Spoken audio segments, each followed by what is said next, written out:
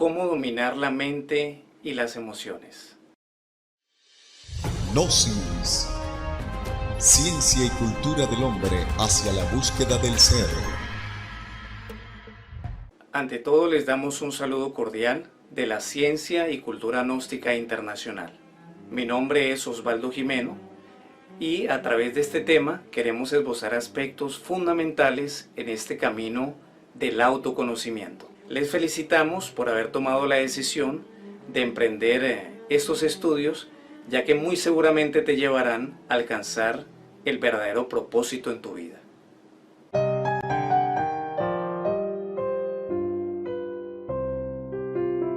Inicialmente debemos decir que el ser humano se compone de tres aspectos principales: cuerpo, alma y espíritu. Entre el cuerpo y el alma existe algo que se llaman la mente y las emociones. Gnósticamente hablando, debemos decir que la mente y las emociones se constituyen en dos cuerpos internos de los 7 que tenemos y que reciben el nombre, en el caso de las emociones, el cuerpo astral o cuerpo de deseos, y en el caso de la mente, el cuerpo mental. Generalmente se confunden dos aspectos que son la mente y el cerebro.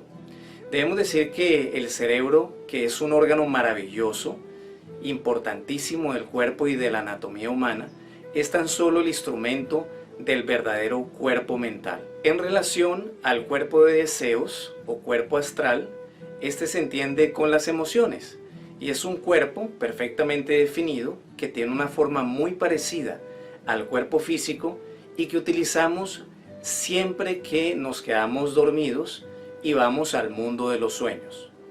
Este tema específicamente de los cuerpos internos lo vamos a desarrollar en cursos posteriores, en lo sucesivo, ya que tan solo este curso es una motivación para que tú participes de los cursos de primera cámara que dictamos en nuestra institución. En una persona que no ha pasado por un proceso de autoconocimiento o conocimiento de sí mismo, y en una persona que no ha realizado un trabajo interior, psicológico, emocional, entonces estos cuerpos o la mente y las emociones están totalmente al servicio de los distintos agregados psicológicos, a saber como por ejemplo la pereza, el orgullo, la codicia, la ira, la lujuria, la gula y la envidia. En una sola palabra, aquello que ha venido siendo conocido como el ego. Entonces surge una inquietud: ¿cómo tener dominio de la mente y de las emociones? ¿Cómo tener control de nosotros mismos? En el tema anterior estábamos viendo que no se puede tener control de sí mismo si no tenemos un conocimiento de nosotros mismos, y lógicamente nos estamos refiriendo en el sentido psicológico, porque varios son los pasos en este proceso del trabajo interior o del trabajo psicológico. Inicialmente, descubrimiento de aquellos factores que impiden que seamos felices en nuestra vida.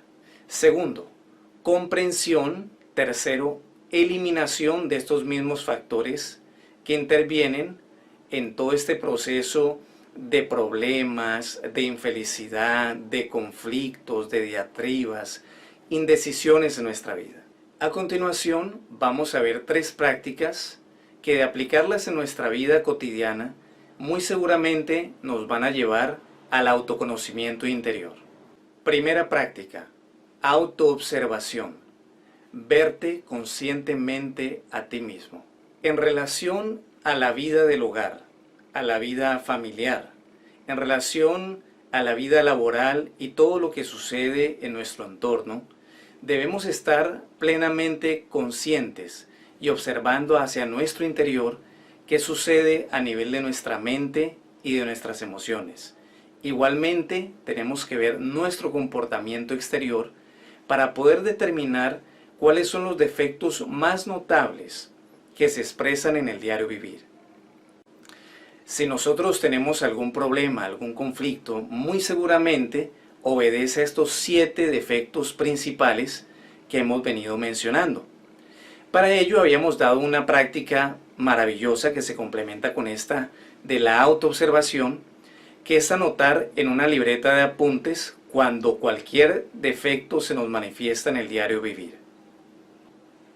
Por ejemplo, si a las 8 de la mañana, en un momento dado, adviene la ira, porque quizás tuvimos alguna discusión, algún conflicto con alguien, debemos anotar en esta libreta de apuntes la hora, el defecto y el lugar donde esto tuvo cabida. Si al mediodía, a la hora de tomar nuestros alimentos, igualmente se presentó cualquier defecto y vino a expresarse, debemos colocar igualmente estos mismos aspectos. Asimismo puede suceder en las horas de la tarde, en las horas de la noche, y si nosotros somos juiciosos en el registro, en esta libreta de apuntes, nos podemos dar perfectamente cuenta al final del día, al final de una semana, cuáles son los defectos más notorios que se nos expresan en el diario vivir, a qué hora del día, inclusive recurrentemente en qué lugar ellos toman expresión. Segunda práctica, la eliminación de los defectos en marcha.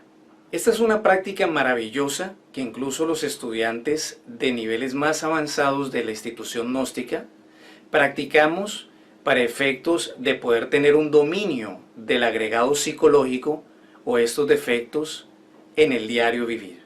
Nos queremos referir a que si en algún momento dado del día percibes con este sentido de la autoobservación que pertenece a tu propia conciencia, sí, a esa chispa divina que está en tu interior, a esa naturaleza de tipo superior que tú, que yo, que todos los seres humanos tienen, en ese momento percibes que un defecto se quiere manifestar, entonces es necesario, como percibimos aquella acción del defecto, a nivel de las emociones, a nivel de la mente, quizás quiere decir algo o actuar de tal o cual manera, en ese momento debes presionar el coxis e inicialmente allí tomar profundamente el aire, de la siguiente manera.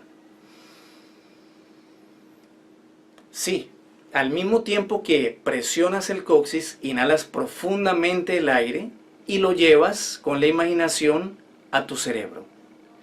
Está demostrado científicamente que en el momento en que un ser humano realiza esta presión del coxis, me refiero a los esfínteres anales, y en ese momento inhala el aire, entonces se presenta un bloqueo de este aspecto pensante o mental.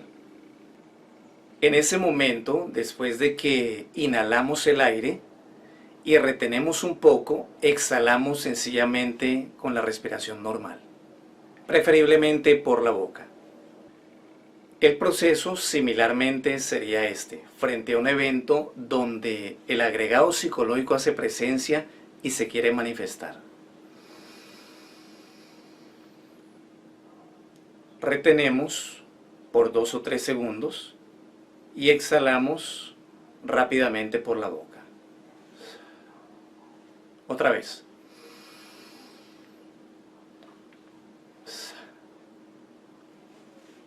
De esta manera práctica y sencilla podemos nosotros verificar que en el momento en que algún agregado o defecto psicológico se quiere manifestar, entonces bloqueando la mente y las emociones, este no logra tener una reacción.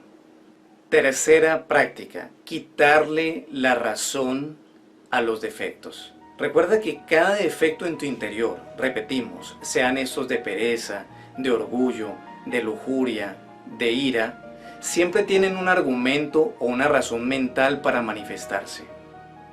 Por lo tanto, es importantísimo que en las noches, ojalá antes de ir a descansar, nosotros hagamos un recuento de estos eventos que han venido sucediéndose durante el día y que lógicamente hemos registrado en nuestra libreta de apuntes, y haciendo un estudio de los mismos, verifiquemos esos argumentos o esas razones que el yo psicológico o esos defectos tienen para poderse manifestar.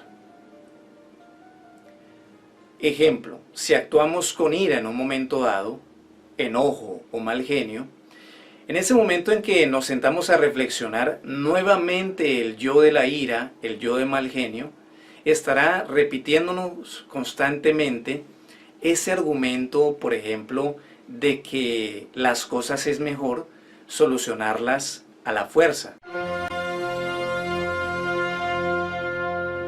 Puede ser que algún agregado psicológico del orgullo en un momento dado nos manifieste argumentos en relación a una autoimagen que tenemos, en relación a que somos personas muy honorables, muy importantes, que tenemos tal o cual posición social. Y que cómo es posible que los demás nos irrespeten. Lógicamente, dice el agregado psicológico, tenemos que reaccionar. En el momento en que hacemos un estudio y un análisis de cada uno de estos argumentos, falsos por supuesto, que el agregado psicológico nos plantea para poderse seguir manifestando en el diario vivir, debemos tener la plena seguridad que en días subsiguientes le va a quedar más difícil a cada uno de estos defectos su manifestación. Todo parte de darnos cuenta cuando un yo psicológico o un defecto de carácter se quiere manifestar. Debemos ser sinceros con cada uno de nosotros mismos y saber que para este proceso de perfeccionamiento, cada uno de nosotros necesita descubrir, comprender y en un momento dado eliminar aquella causa de nuestra propia infelicidad.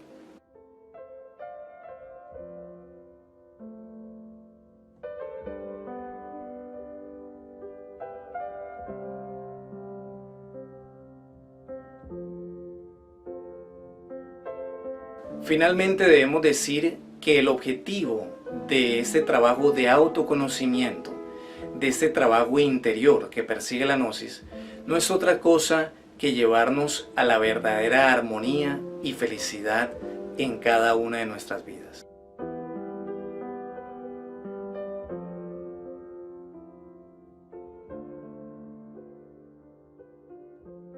Bien, los invitamos a continuar en estas clases de este gran curso de autoconocimiento y posteriormente podrás profundizar mucho más en estos aspectos en los cursos de primera cámara de la institución Cultura Gnóstica que tenemos en nuestros centros de estudios gnósticos de forma presencial y también virtual. Muchas gracias. Gnosis. Ciencia y cultura del hombre hacia la búsqueda del ser.